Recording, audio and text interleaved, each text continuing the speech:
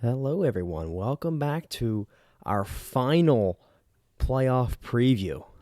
We are heading into the LMSHL Cup final starting Wednesday night between the Detroit Red Wings taking on the Tampa Bay Lightning. What a Game 7 we had Friday night. Game 7 overtime, and Gringo gets the game winner for Detroit, and they are the Western Conference champions in Season 5.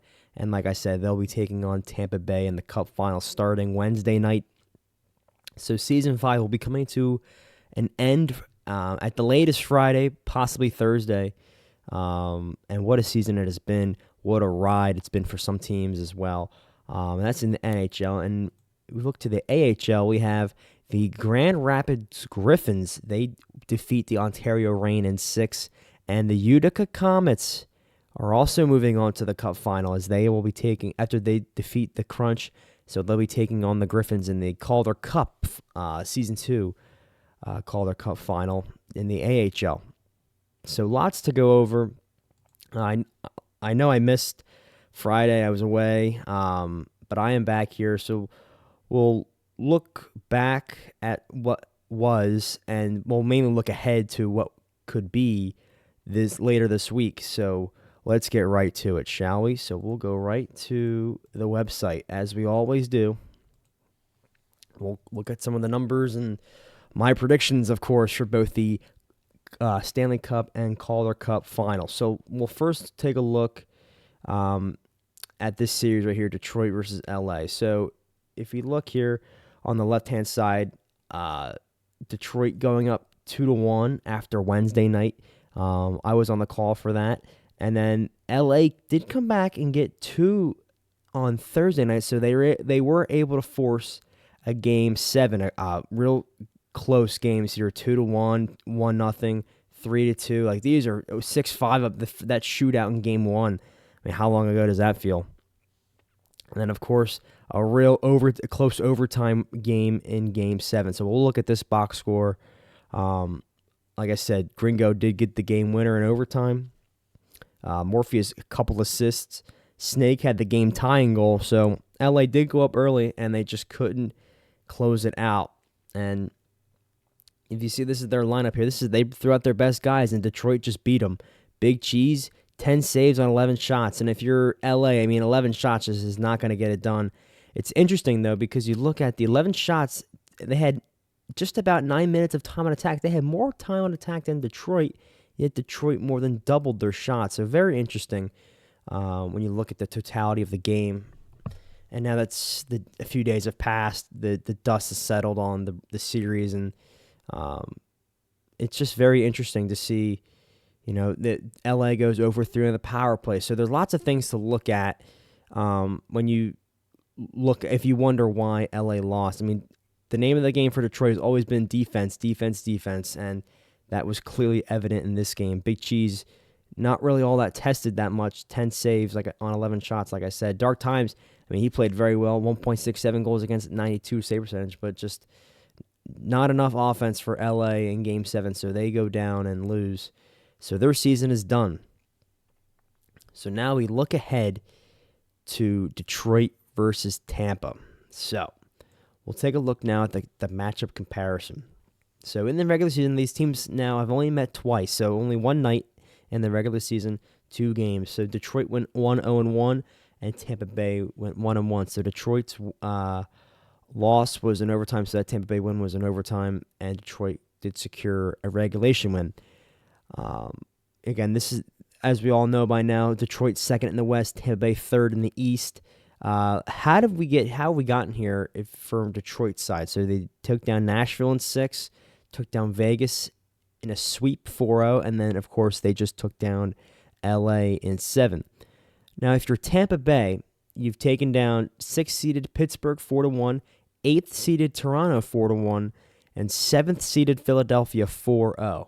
So you've only lost 2 games so far in these playoffs, which is very impressive. And there is a huge, huge, huge reason that they only have 2 losses. And it's the man that's been in between the pipes, Mr. Rucchini. We'll get to him in just a moment. We look at goals for and goals against per game. Detroit does have the upper hand in goals for with a 3.88 mark, and Tampa Bay with a 3.64. However, with the goals against, Detroit with a 2.29, which is, I mean, very respectable. That's quite good. However, 1.57 for Tampa Bay. That is unheard of. 1.57. That's unbelievable. Absolutely unbelievable. Detroit has a plus 27 goal differential. Tampa Bay has plus 29. Well, when you're only giving up, if you only have to score 2 goals a game, I mean, I would imagine your goal differential is quite high. But we'll look at some of the individual leaders and point scorers here. So Gringo leading the way for Detroit, 35 points. Contrix leading the way for Tampa Bay. He has 26 points.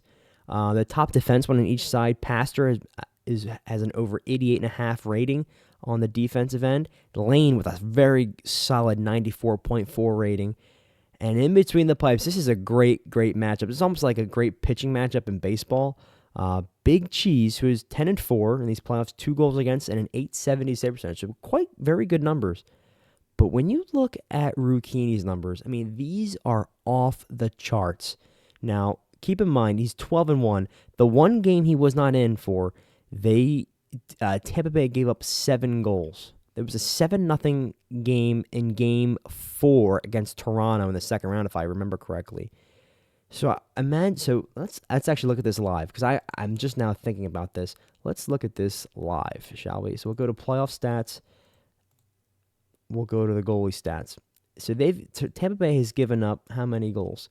22 goals in 14 games. So I will just pull up my phone. If we just take out the Toronto, in my opinion, the anomaly. So we have, 28. So we have 21 goals against in 13 games. That is a 1.62 goals against per game. I don't know if I'm doing math right there. No. I'm looking at the wrong thing, dumbass. 22. No, I'm stupid. People, you're watching this like, what an idiot. He's not looking at the right thing. I'm just looking at fucking Dallas down here in Toronto. Looking right here. I'm going to highlight it so I don't fucking miss it again. So we have 22 minus 7. That's 15 goals against in these playoffs. And how many games? In 13 games. That's a 1.15 goals against per game. I mean, that is unbelievable. But we look at Rucchini specifically. He's 12-1. 108 goals against and a 9.24 save percentage. I mean, the 9.24 save percentage in real life in the real NHL is elite. In the video game, I mean, oh my God. That's unheard of. This dude's on another planet right now.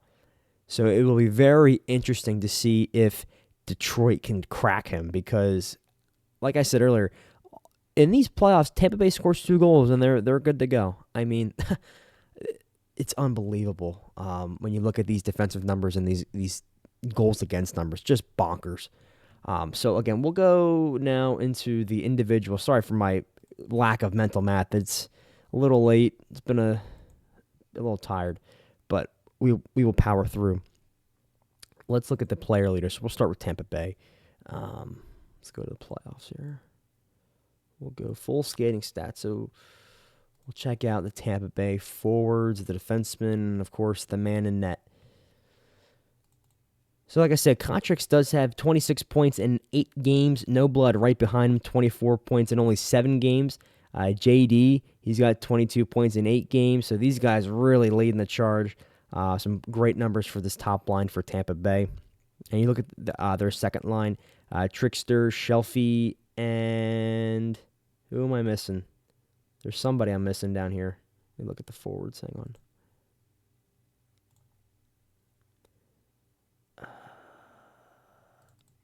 It might be Controller Hero. Yeah, he's got 6. Yeah, it is. I'm trying to remember whose name I say a lot. I know Shelfie plays the right wing. Trickster is on that line.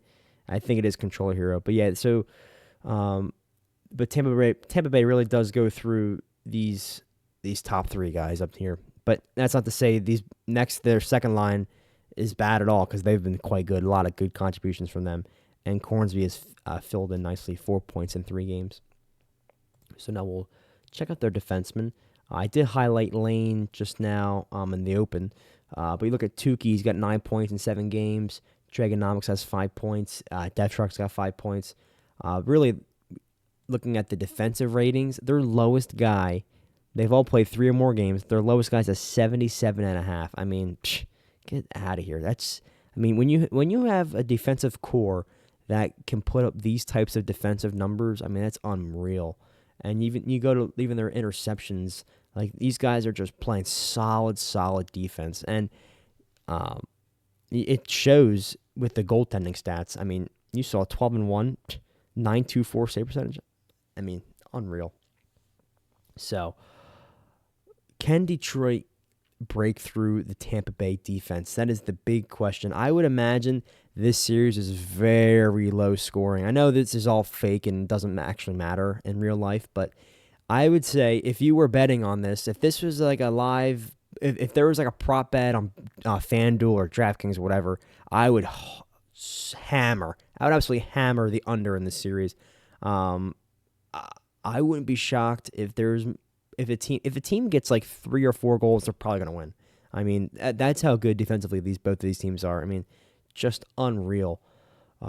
So we'll look at the goalies later on because the site's a little weird. I have to go to the goalie stats, but now we'll check out the Red Wings in the playoffs. Yep. So we'll go forwards first, and then we'll look at the defensemen.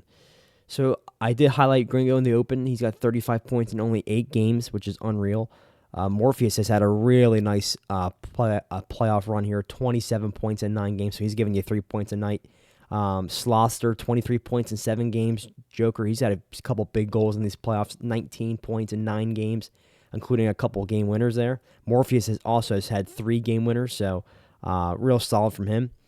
Snake's got 14 points in 9 games, so these 5 forwards really carrying you, and then you got some solid depth production down here as well.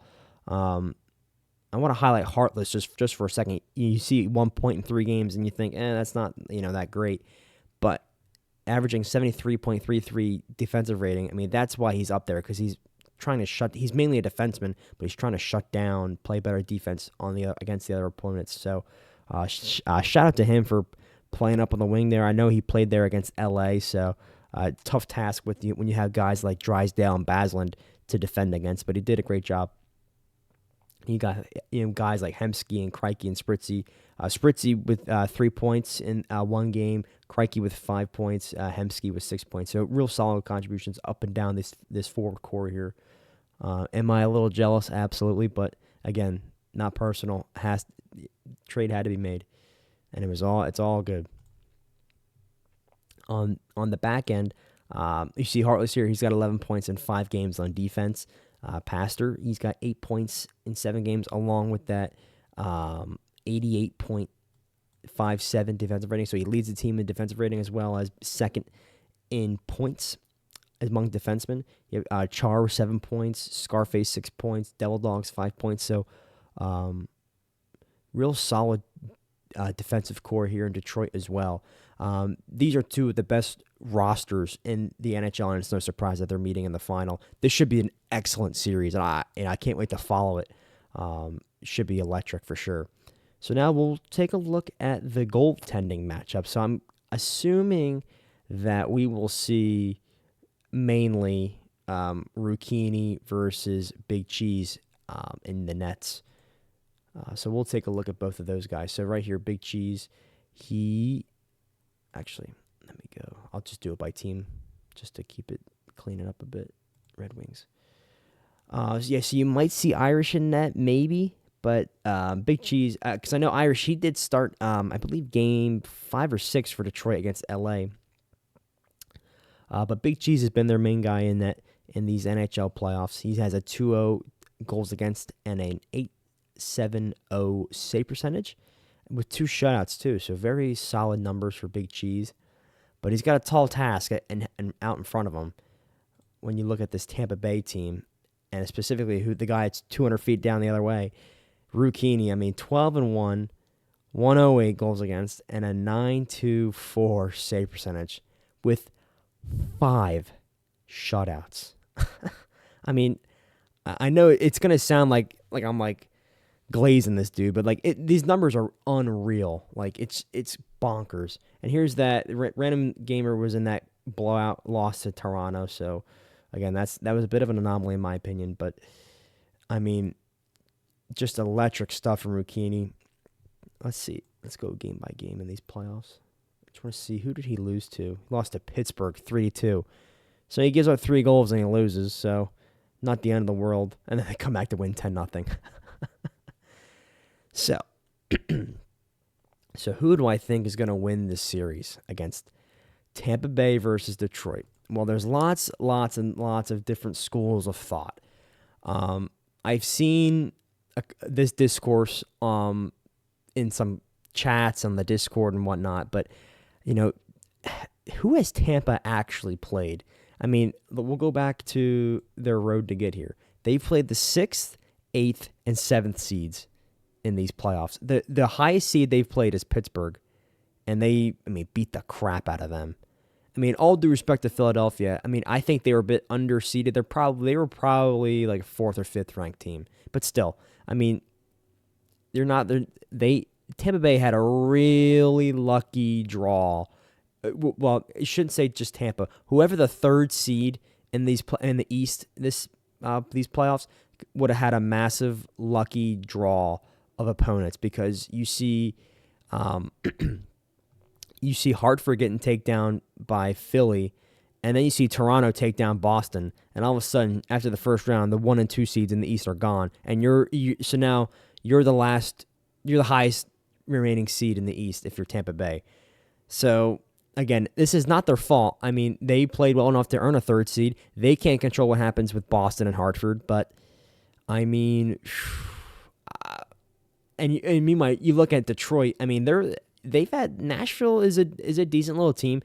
I said it in one of the other videos that I think Nashville is probably a season or 2 away from really contending. I think give JJ a full offseason of drafting and trading and whatnot, and then give him the next offseason to really shape up the roster. I think in season 7 or 8, I think Nashville will be really on the up and up. I think season 6 coming up, I think they finished 7th this season. I think they might finish 6th maybe. They'll be in they relocated to New York, so they'll be in the East. So it might be a little different, but I think they'll be right around the 6-7 range. They might sneak in the playoffs, they might not. But they got some players. The Hunger Camper's a real good player for them. Vegas, I mean, I know they had a lot of turnover in Vegas at the deadline, but they still have some pretty good players, some good RAs that they have, but they swept them. And then LA is a very, very good team. You have guys like Drysdale and Basland, Dark Times in net, Sinks in net. You got Mr. Torts on the back end. I mean, all these guys that LA's got, and you beat them. I think you're much more battle-tested than a team like Tampa is. Now, I've been talking a lot about Rucchini's numbers and Tampa Bay's overall defensive numbers. How much are those inflated by the quality of the opponent? And that's a very valid question, because you look here, Detroit has a 2.29 against teams like Nashville, Vegas, LA. Is Pittsburgh really setting the world on fire with their offense? I don't know. They have not Jalen's a real nice player. Is Toronto really setting the world on fire with their offense? I don't know. They got some nice pieces over there too.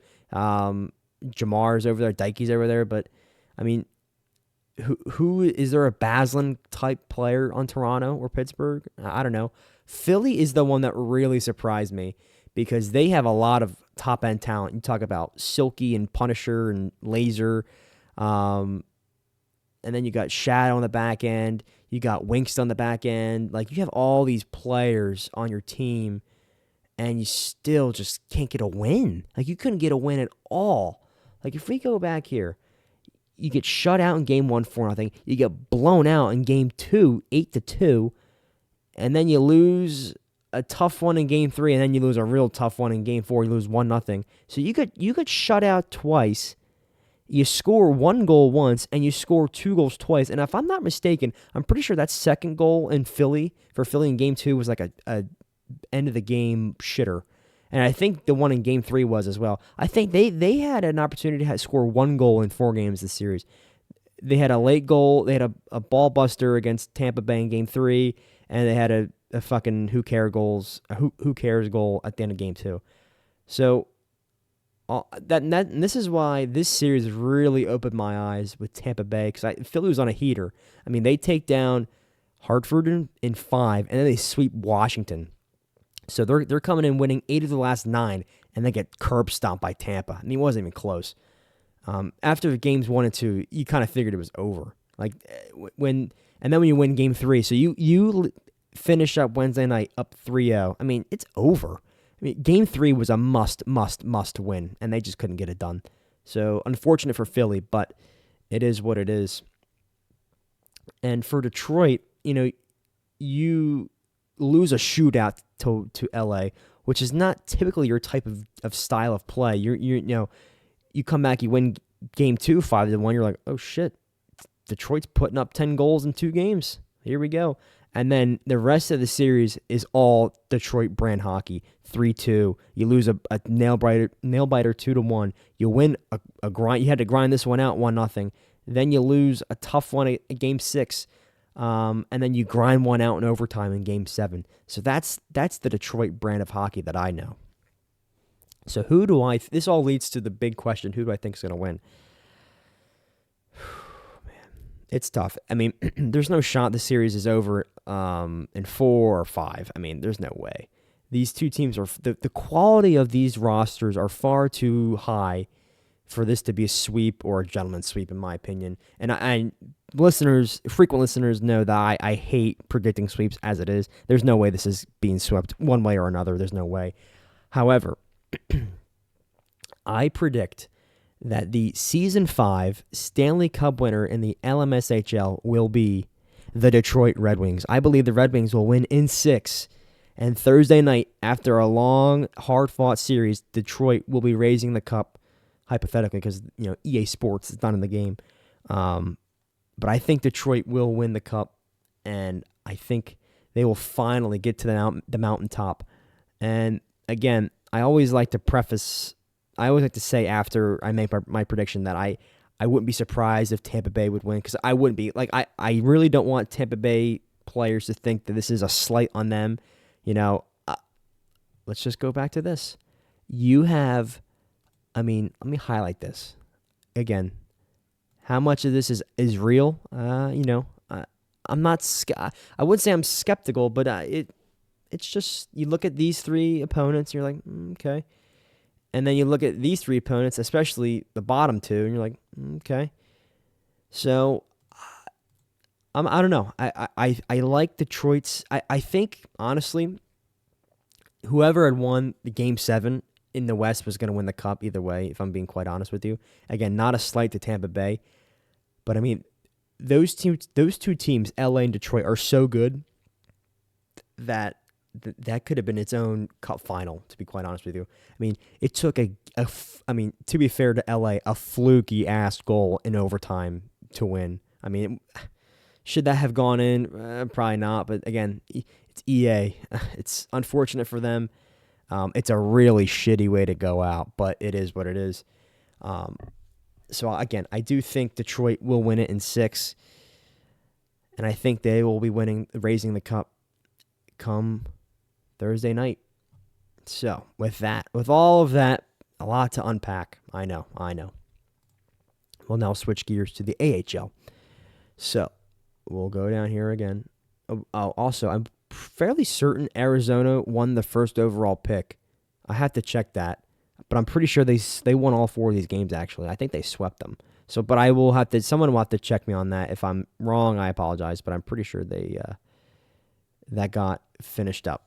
So anyway, back to the AHL. So we have Grand Rapids taking on Utica.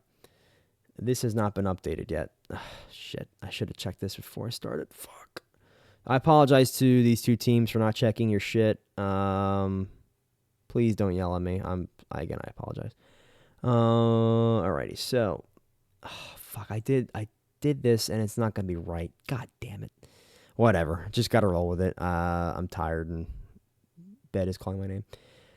So we look at Grand Rapids against Utica. We'll go through all this stuff first, and then we'll take a look at the individual player stats for both teams. So they split the season series 1-1, both regulation games, wins and losses. Grand Rapids comes into these playoffs as the 4th seed, Utica the 7th seed, and they've definitely had some RA help. Utica's taken down the 1st, 2nd, and 3rd seeds in these playoffs, and it's been very interesting. It's funny to think about in that first round against Providence. That game 6, I believe, was an FF, and imagine if Providence was able to play that game and win. How different the rest of the playoffs would have shaken out. I mean, could they have made it this far? Who knows? But Utica sweeping 1st seed Hershey's very interesting, and taking down Syracuse in 5 as well. So they have been a handful for their opponents. However, on the Griffin side of things, they sweep out Milwaukee in round 1. They take down Bakersfield in 6, and then they defeat the Reign in 6. So they've held their own as well. They're scoring at a 5 goals per game clip in these playoffs.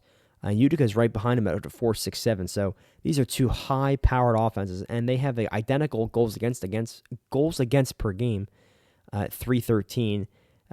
Grand Rapids has the slight advantage in the goal differential, 27-24.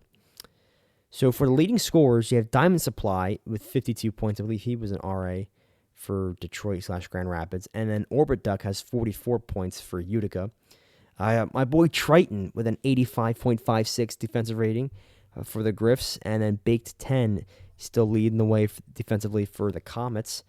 And then in the nets, we have Irish, who is 6-2. He's got a 3.13 goals against and an 8.27 save percentage. I believe him and Mac have been splitting time. Irish has one more game played than Mac, so he's in here. And then Jiffy Jeff for Utica, he's 8-3-1, 2.83 goals against, and an 8.44 save percentage. So those are the general numbers for both these teams. Let's take a look at what to expect from these two teams. So we'll go to the player leaders in the AHL here in the playoffs. Go to the full skating stats. We'll look at Grand Rapids first. Griffins are here. Sort by the points. Like I said, Diamond Supply. Gringo, he's got 46 points in 8 games. I don't know how often we'll see him in the AHL. I'd imagine he might get in a game or two to help out. Sloster, he's got 26 points in 8 games. Elo, 16 points in 14 games. V-City, Elo's a defenseman. I should have sorted this by forwards. I'm an idiot. There you go. How you doing? V-City's got 13 points. Spritzy's got 13 points. So it's good stuff down here. Brian Mack's got 7 points in 5 games.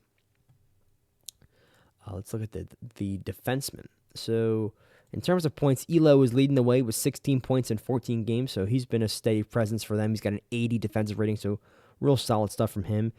Triton, he is at 9 games played, 11 points. He's got an 85.56 defensive rating. Passer, he's played mostly in the NHL, but he's got a couple games down here. He's got 6 points. Scarface, same thing. V-City's got a game on defense. He has 2 points in that game. So you see these main 2 to 3-ish players, mainly Elo and Triton, getting the time on the blue line for the Griffs, and they've been doing a great job. So we'll switch back over to the Comets. Take a look at their forwards here. So they've used mainly how many forwards? Mainly, looks like they mainly use the same 3 guys. Orbit Duck, Delusions, and Jordy Spams. This is the way they roll. 44 points for Orbit Duck, 42 for Delusions, and 38 for Jordy Spams. And you see a couple guys sprinkled in here. A-Page, Lucky Shamrock, Rampage, Smarty. These guys also have filled in here and there.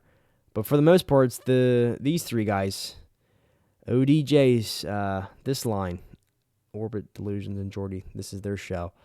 On the blue line, mainly been Baked and on playing most of the games. And then Big and Beefy J and Sens Rule alternating in and out every so often.